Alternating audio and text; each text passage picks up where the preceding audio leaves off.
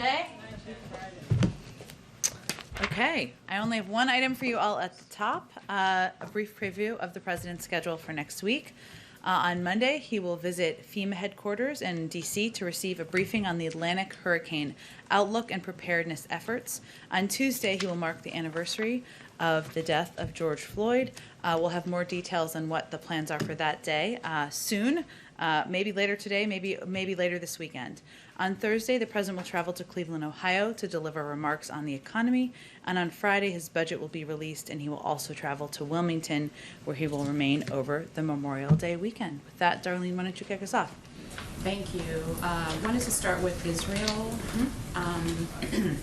Does the president or the White House have any concerns that the extent to which the Israeli Prime Minister continued the war will affect the president's own ability to continue to defend Israel's right to defend itself? I know that's a little circular, but... You mean domestically here, yes. Or? Yes. Well, first I would say that the president's set a clear objective from the beginning, which was to end the war, play any role we can ending the war, and bring it to a conclusion as quickly as possible. And at the beginning, that seemed highly unlikely, given there were thousands of rockets falling on Tel Aviv, and the Israelis were on a war footing and preparing for, by many reports, a ground invasion. So I would say what's important to look at and reflect on here is historic precedent and the fact that the conflict in 2014, many more lives were lost. Also, it went on for 51 days. So the president's view is that, and his view from the beginning was that through disciplined, intensive, and quiet campaign of diplomacy, and one where we would lead coordination in the region, we could bring an end to the conflict more quickly than it was intended to be. And it's also important to remember that Hamas is a terrorist organization, that Israel, of course, continues to have the right to defend itself. But what's most important from now forward, in his view, is to contemplate where we go from here, Darlene. And certainly he talked yesterday about replenishing support for the Iron Dome. And our view is that saved hundreds of lives, maybe more than that, given the effectiveness. Also to support through the United Nations continued additional assistance in rebuilding Gaza. We've already, of course, restarted our assistance that was ended in 2018 through UNRWA, through the United States, but we'll work through the UN, and we also will remain engaged deeply with diplomatic conversations with leaders in the region. So, obviously, anyone here domestically will have to make their own decisions, but I would say that it's important to convey what our intention was, what we feel that we feel this was concluded as a result of the president's engagement and frankly discipline from the beginning, much faster than these conflicts have been in the past. Go ahead. Go ahead, Darlene. Go ahead. We also heard this week a lot of Democrats shifting their tone on Israel. So is it time for the president or the White House or the United States to also perhaps start thinking about shifting the approach, its approach shifting, to Israel? What shifting in what way? You had a lot of Democrats who were frustrated that the president didn't call for a ceasefire immediately. That was one thing a lot of people were upset about. So, and the sort of, I don't want to say knee-jerk, but the U.S. position is that Israel has a right to defend itself. And there are a lot of Democrats who, I think, from what we heard them say this week, they don't necessarily buy into that. And so the thinking is there some shift in the approach to Israel? Well, Darlene, I think the reason I answered it the way I did is because obviously we all shared an objective of bringing an end to the conflict. The president's view and his strategic approach and that of his team was that the best way to do that was not to call out our allies and partners, but was to remain closely coordinated and to work in lockstep, and at the right moment to convey it was time to wind it down. And that's exactly what he did. And now the conflict is concluded in 11 days. And frankly, he resisted calls to take an alternative approach that, in his view, would have had an alternative outcome. So that's why I answered it the way I did. Go ahead. Oh, go ahead. I have one final question. Sure. Yesterday we had a ceremony here, the bill signing. A large group of lawmakers came. We had the Medal of Honor ceremony Yes. today. We're back. the meeting with the Kennedy Center honors that we were told Yeah. President and First Lady had. I've seen handshakes, hugging, kissing.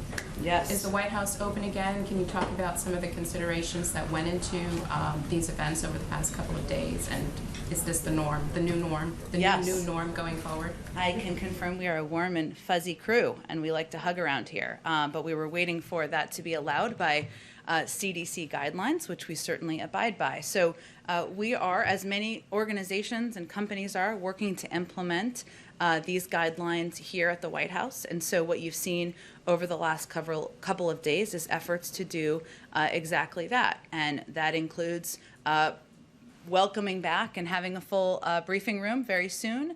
It includes having more events with more people, and certainly continuing to open the White House up, the People's House up to the American public. Go ahead. Thanks. Back to Israel for a moment.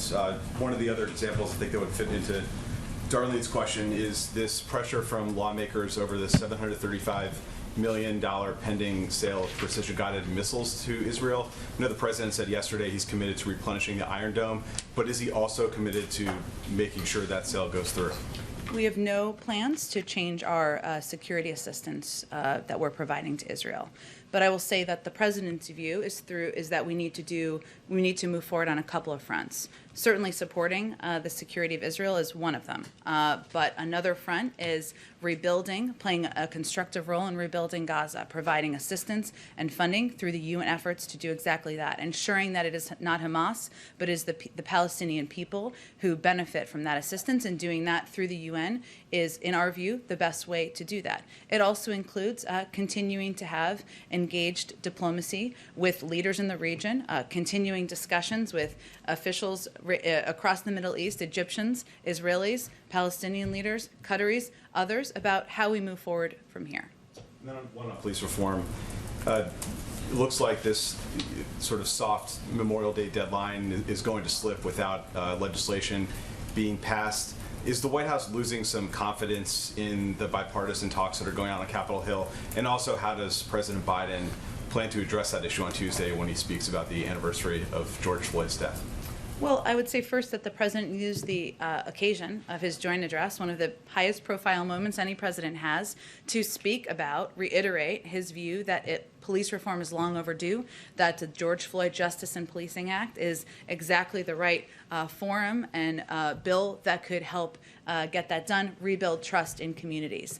What we've seen from the negotiators, and we've been in close touch with the negotiators as well, is that they still feel there is progress being made. Yes, it's unlikely, as they've conveyed as well, we're going to meet the timeline that the president outlined in his speech, which he did because he felt that it was important to lift it up, to be bold and ambitious in how we're talking about such an important piece of legislation. But we have confidence in the negotiators, and we've seen them convey publicly that they feel the vibes are good and they're continuing to make progress.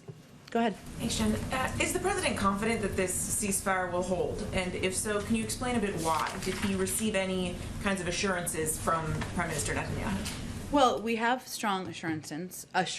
Sorry, I don't know why that was a hard word. Let me try again. We have strong assurances from the relevant parties that they are committed to the ceasefire. And obviously, this is something we will be watching extremely closely in the coming days. And I think what's important to note is in the final 24 hours leading up to the ceasefire, obviously the president was deeply engaged before that, but he was especially deeply engaged in that period of time, as were high-level senior officials here. And they were back and forth on the phone between many different parties, the Israelis, the Egyptians who were in touch with Hamas, and others, about the importance of not violating, even pre-violating the ceasefire in the hours leading up to it, as we see did not happen.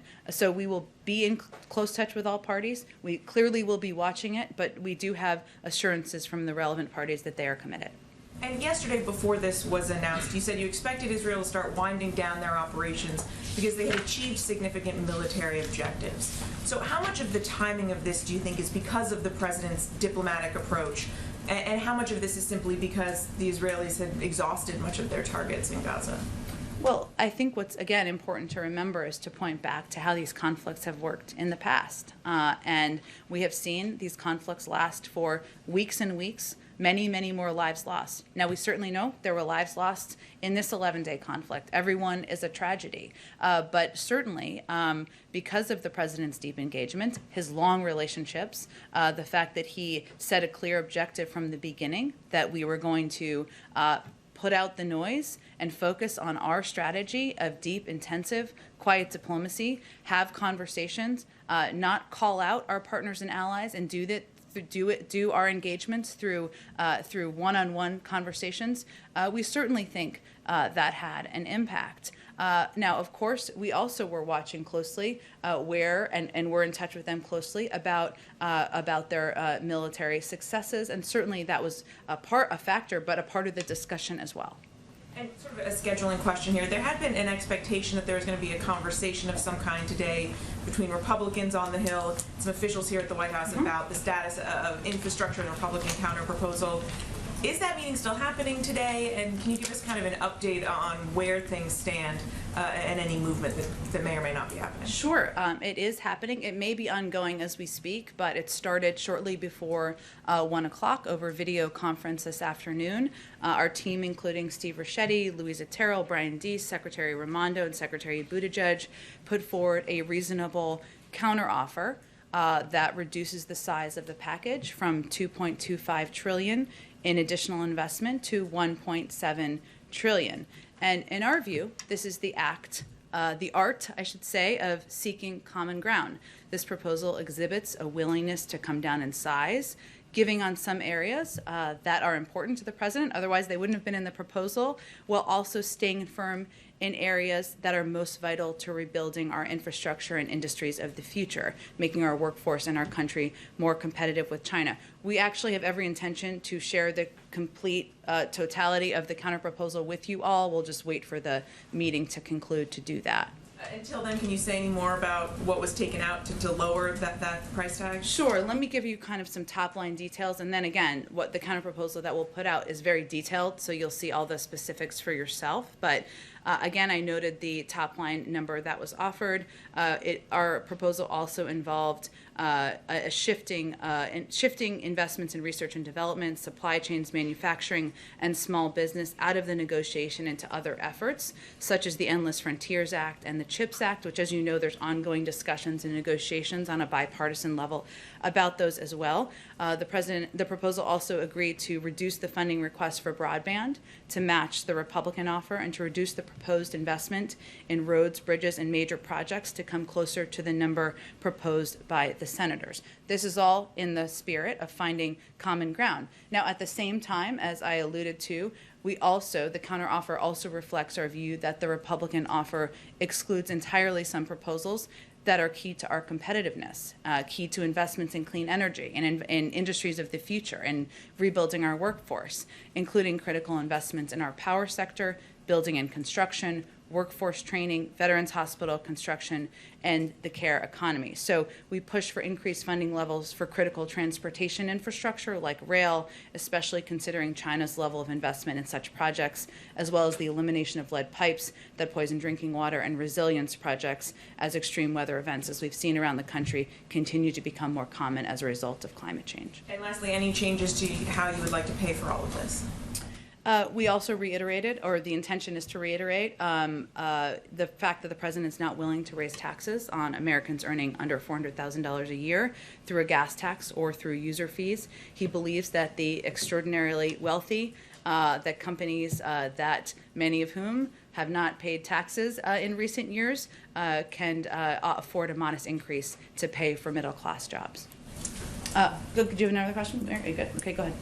Just heard you describe the infrastructure negotiations as the art of seeking common ground. At some point, does that become the art of the deal? I don't know. You're the professional here, Peter. That was a joke. You're the TV star, you know? What's the Fox Chiron going to be? Art of seeking common ground does take a lot of characters. Does. I'll check Does. the control room. The art of the deal. We'd be okay with that. Yeah. With the art of the deal, I think that's a headline. Well, there you go. An art of a different kind of deal. A deal for the working people. Got it. Okay, go ahead. So Glad we could work that out. Thank you very much. On Israel, how much credit does President Biden think he deserves for the ceasefire that was negotiated by the president of Egypt? Well, first of all, the president's focus was on one objective, which was bringing an end to the conflict as quickly as possible. As you know, and as our briefing day in and day out was evidence of, there was criticism, and as Darlene's question was evidence of, there was criticism coming from many sides. We kept our head down, focused on our strategic objective, focused on intensive, quiet diplomacy to bring an end to the conflict as quickly as possible.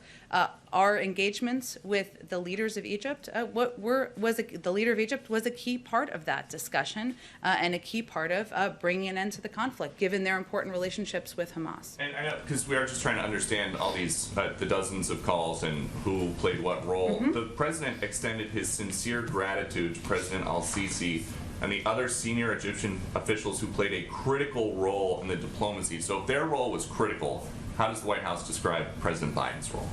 Well, again, Peter, I think what I can do here, what the president was conveying is that this was an effort, much of it coordinated by the United States, much of which he was involved in personally, engagements on the phone, engagements with his team, a commitment and a driving desire to keep the strategy aligned with what we knew would help bring an end to the conflict as quickly as possible. He's also someone who wants to give credit where credit is due, and that includes the role the Egyptians played and the role many countries in the region played in working to bring an end to the conflict. And then quickly, And also his team. I mean, he called out Secretary of State Tony Blinken, he called out his National Security Advisor, and also our UN Ambassador Linda Thomas-Greenfield, who played an important role here as well. Quickly on immigration, the governor of Tennessee says that he was asked and he declined a Biden administration request to house unaccompanied minors. And in coming days, or in recent days, there have been some reports that at least 4 planes filled with unaccompanied minors landed in his state, some in the middle of the night. Can you explain what's going on there?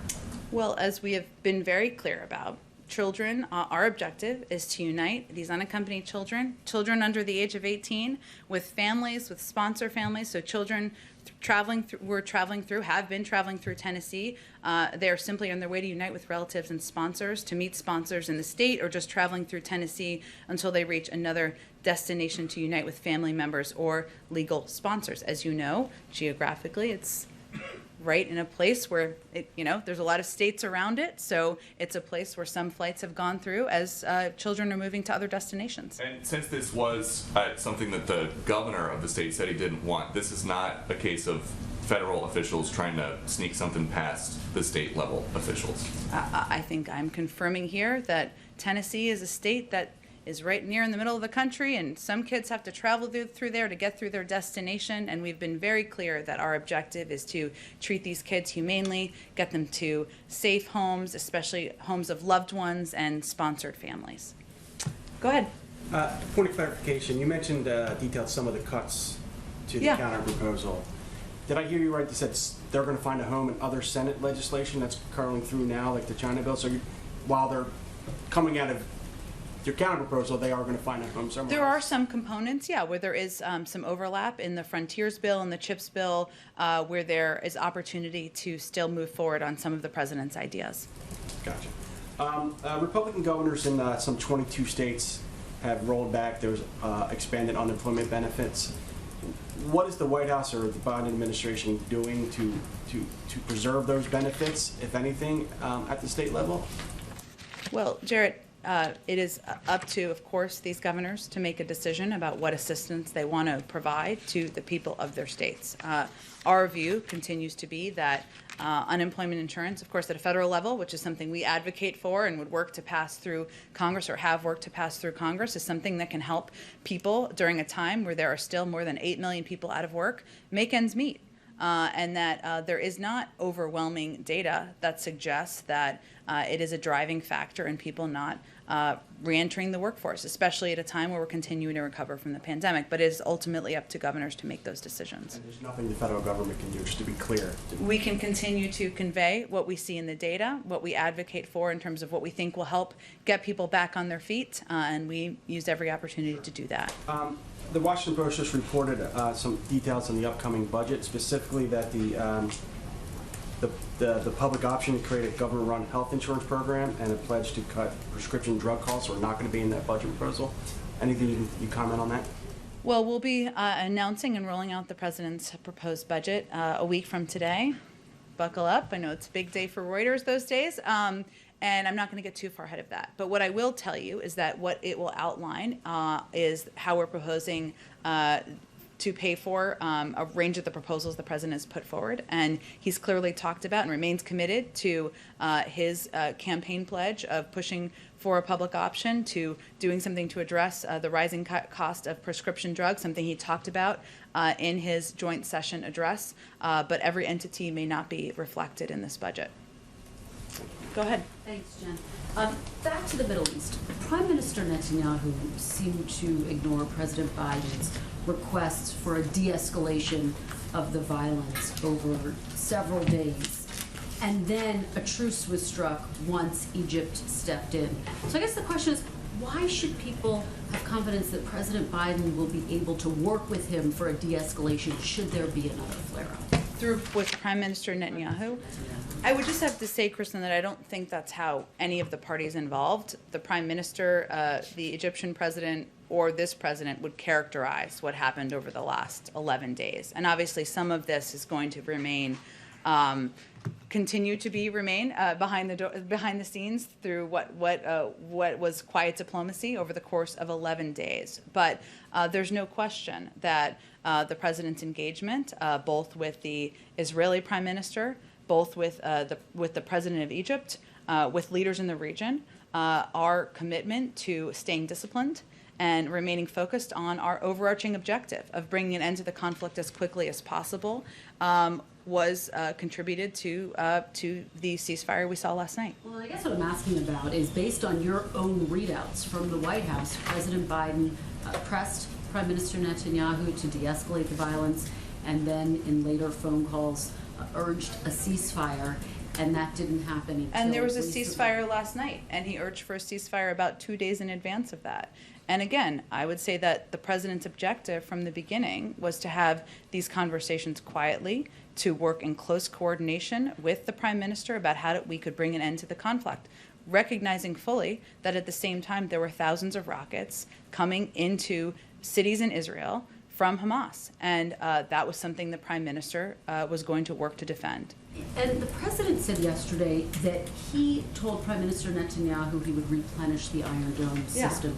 Did he offer that as a promise in order to reach the ceasefire? And were there any concessions made as a part of this deal? First of all, the president did that because, conveyed that because he felt that the effectiveness of the Iron Dome helped save hundreds of lives. And the president remains steadfast, of course, in his support of Israel's right to defend itself, but also believes that the effectiveness of the Iron Dome is something that we should continue to support and we will continue to support as the United States. Any concessions made By in the order to broker United this deal States? by the United States in order to? No. Okay. Let me ask you domestically. You just said it's unlikely they will reach a deal on the George Floyd Policing Act by next Tuesday. Well, the negotiators have conveyed that. Correct, yes, they have conveyed that. What will the pressure point be if not this 1 year anniversary? How does President Biden make sure this gets done? And if you speak to civil rights groups, interest groups, they want it done this summer. Well, first of all, all of the negotiators are continuing to press forward on working to find common ground to get this done. The president wants to sign it into law. And of course, the anniversary of George Floyd's death, something that impacted the president personally and deeply as it impacted millions of Americans, was a moment to call for action, to call for forward movement.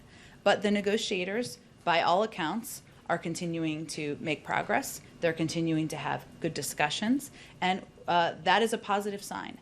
So, we are not going to slow our efforts to get this done, but we can also be transparent about the fact that it's going to take a little bit more time.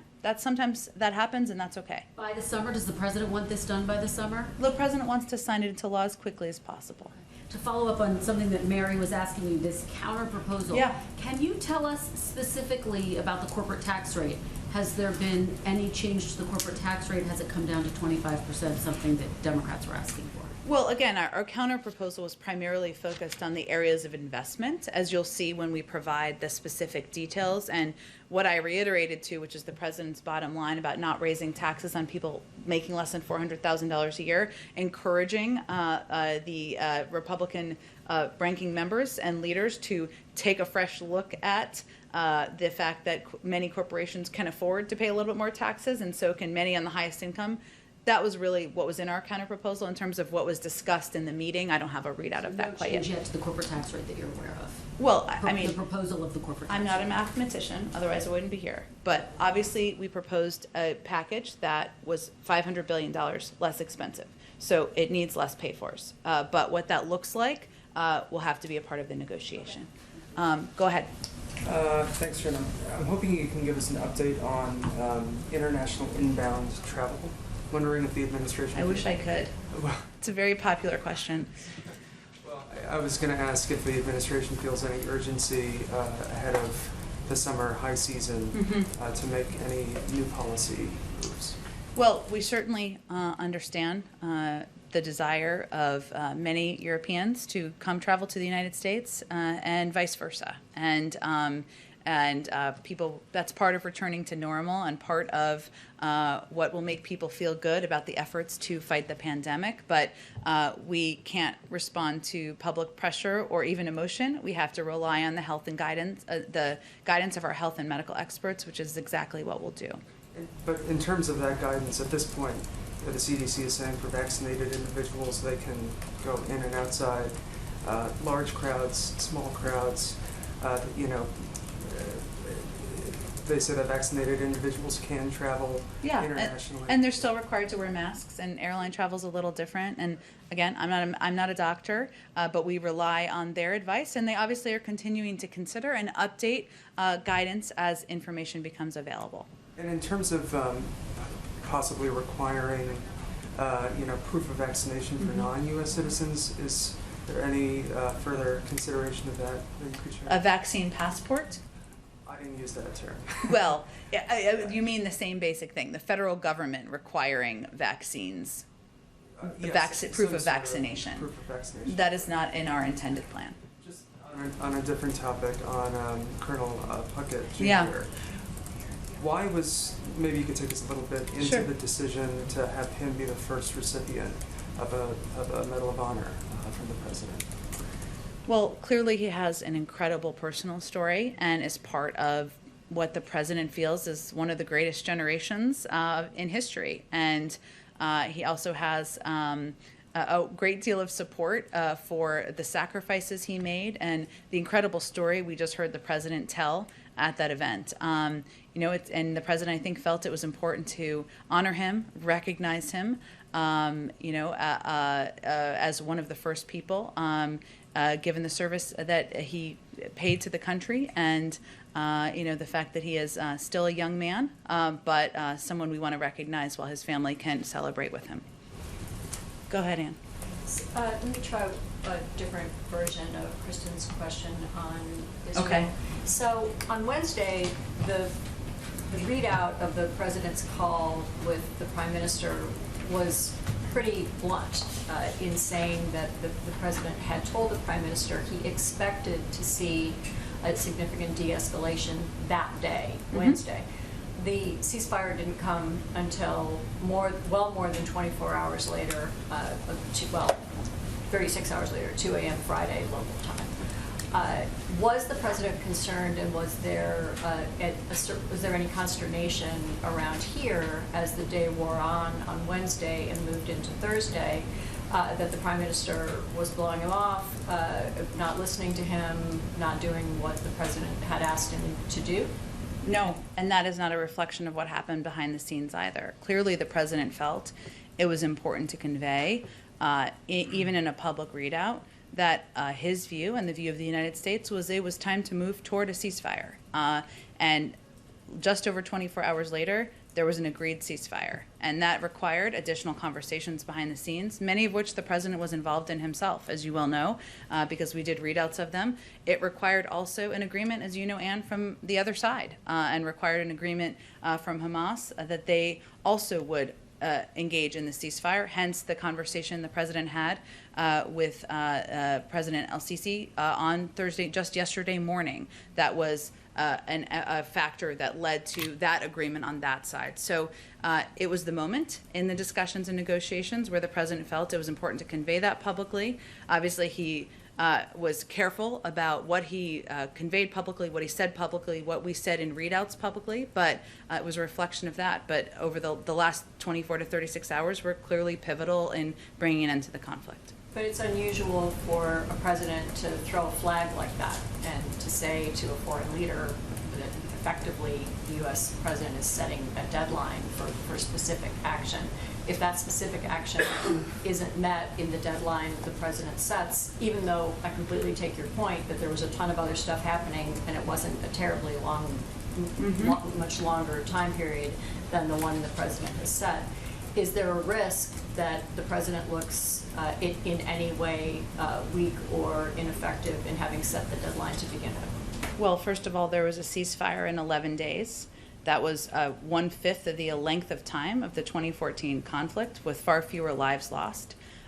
This was accomplished in part because of intensive, quiet diplomacy, where we did not make him or leaders in the United States the centerpieces of this effort, because we felt that was not that the most important thing we could do was play a role behind the scenes. That's exactly what we did. The conflict has now ended. There is a ceasefire just over 24 hours after that call was made, and that was an important point to convey publicly. But no, that is not our view from here.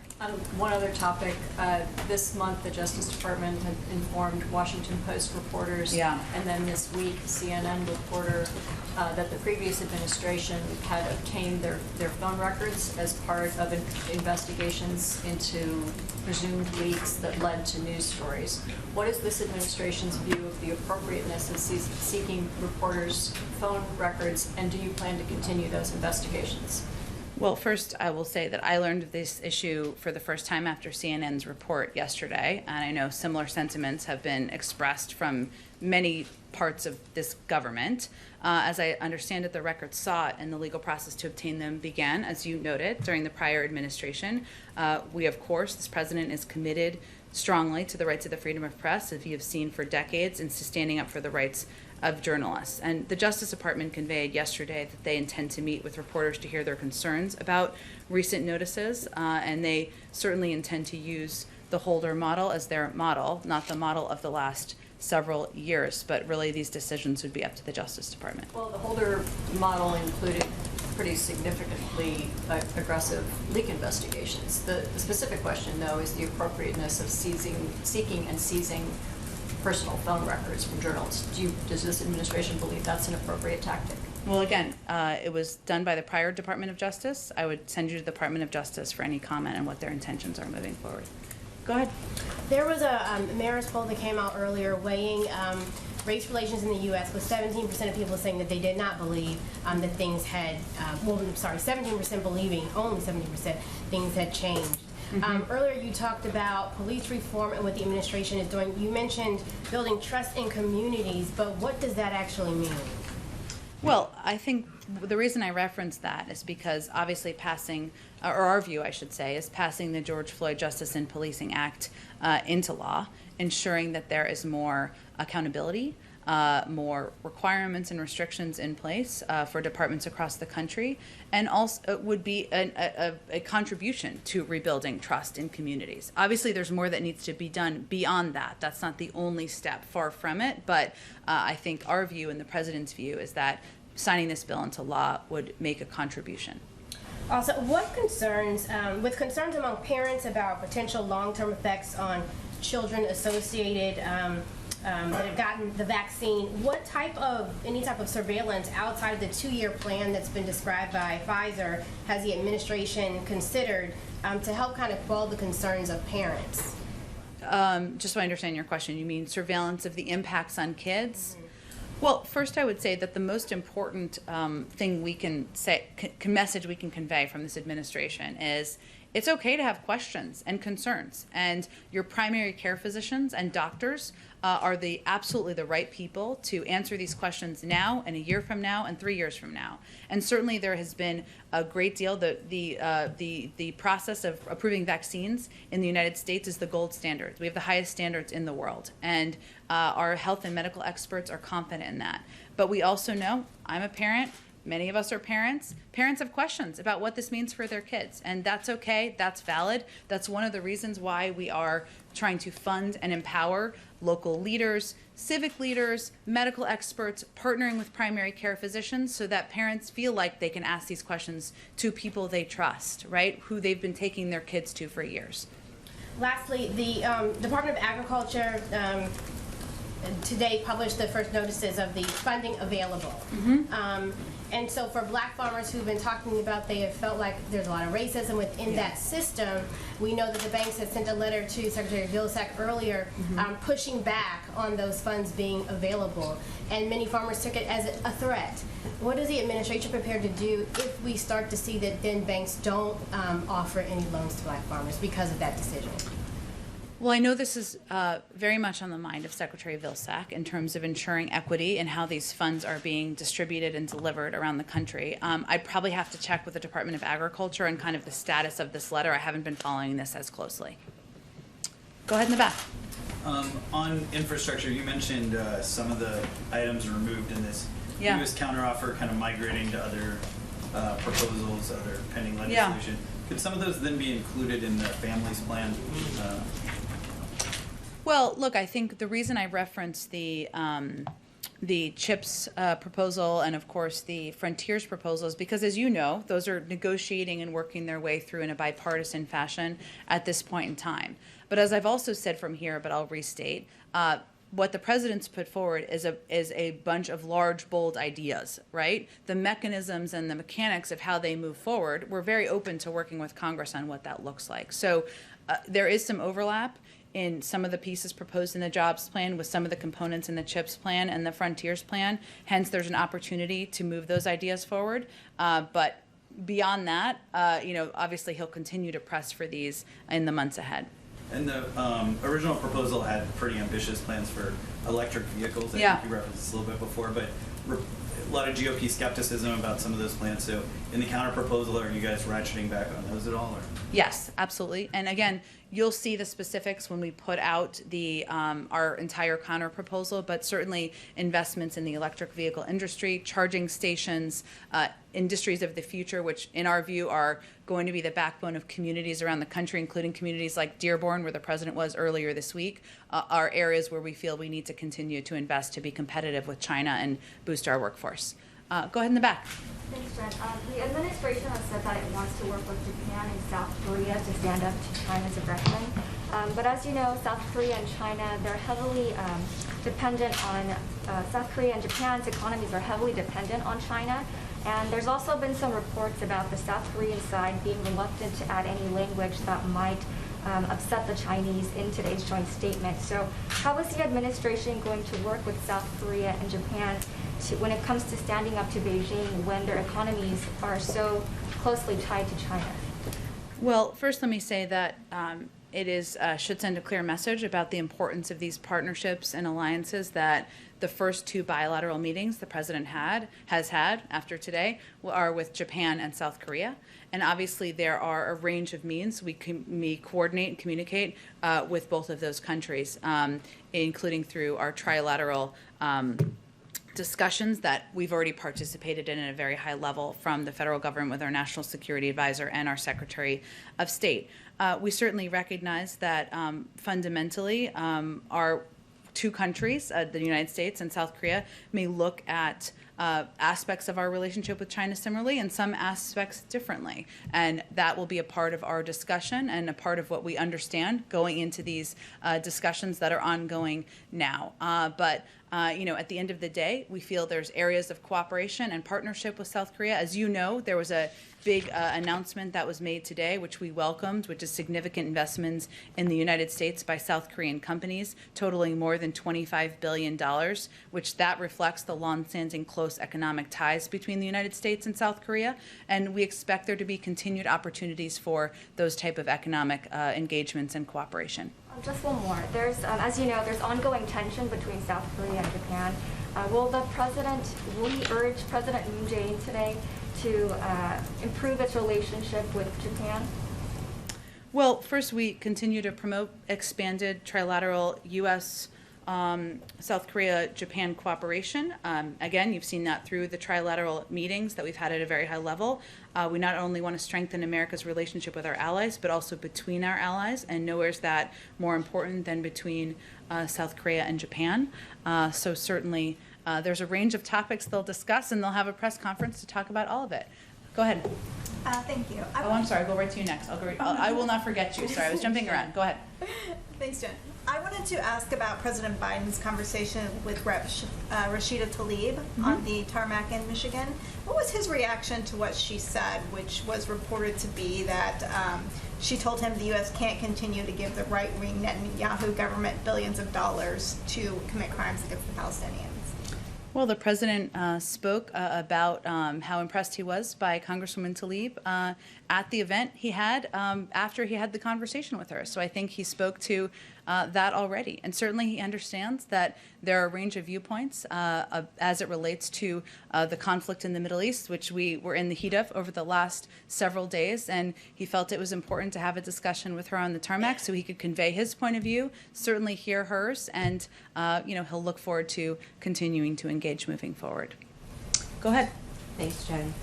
Following up on Darlene's question about the White House being open, of course now we're all masks off, at least for the press. Yeah. But I can only speak to our experience here. It seems to be on the honor system if we're vaccinated or not. So now the White House is having these events, maskless hugging today and yesterday, and I assume kind of forthright from here. How is the White House tracking vaccinations beyond the folks who got vaccinated, God bless you, on TV, like Pelosi at all? So the folks who we haven't seen vaccinated on TV, how is the White House tracking who is vaccinated and who is not vaccinated? Well, again, what the guidance provided was information so people could take steps to protect themselves, either to get vaccinated, which every American is eligible who's over the age of 12 at this point in time, or to mask up if they're not yet vaccinated. So the steps we're taking here, so that means every individual in the White House, members of the press corps, can do exactly that, either get vaccinated or wear a mask. So the honor system is really about, I don't actually even like that term because I think it's confusing. I'm not saying you're intending to do that, but the real question is how will people who are not yet vaccinated protect themselves, right? Because people who are vaccinated, what the CDC guidance is saying is that you're protected. So people who are not vaccinated, the guidance is you should wear a mask. Okay, but the White House is not going to go out of its way to necessarily verify this individual or like I've been vaccinated or not, so she's cleared to wear a mask. That's not the That's not the role we're going to play. Okay, awesome. Just wanted to clarify. And then a quick follow-up on the budget proposal coming out next week. A couple of things that were not included were very progressive ideas like prescription drug reform and student debt relief, and you touched on this a little bit earlier, but I just want to get clarification, a message to progressives who might feel a little bit gypped or let down that they voted for Biden to get these specific things through in the first 100 days of the first year, and they feel like, well, maybe that's not going to be accomplished for them. So any message directed to those people? Well, first I would say, again, we'll roll out the totality of the budget. You'll have more paper and fact sheets than you know what to do with a week from today. And so I don't want to get too far ahead of that. But what is important for people to remember is that the president talked about his commitment to the lowering the cost of prescription drugs in his joint session address. He remains committed to continuing to make healthcare more affordable and more accessible for Americans. Is the totality of everything he wants to accomplish in his presidency done in the first 100 days? Clearly not, because we've passed that period of time. And will every single thing he wants to get done in his presidency be reflected in the budget? It won't. But that doesn't mean he's not committed to it, and it doesn't mean that he doesn't have a desire to move all of these agenda items forward that he talked about in his joint session address and that he talked about when he was running for president. Go ahead in the back. Good afternoon. House Speaker Nancy Pelosi's call for a diplomatic boycott of the 2022 Beijing Olympics. Does President Biden agree with that urging? Our position hasn't changed. At all? No.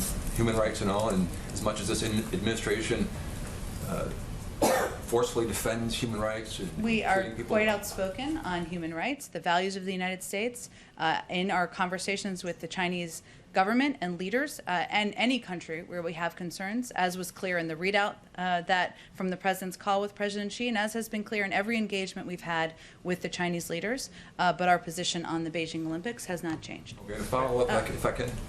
In light of the Israeli-Palestinian fighting, genocide against the Uyghurs, the plight of the Rohingya, persecution of Christians across the globe, this is the big question here.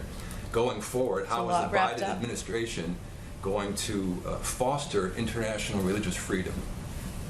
Well, there was a lot wrapped up in there. What I will tell you is that, broadly speaking, the president and the administration, the Secretary of State, will continue to advocate for freedom of religion, freedom of expression, freedom of media around the world, when they have engagements diplomatically, when we have bilateral meetings, through public and private conversations. Closer to home, finally,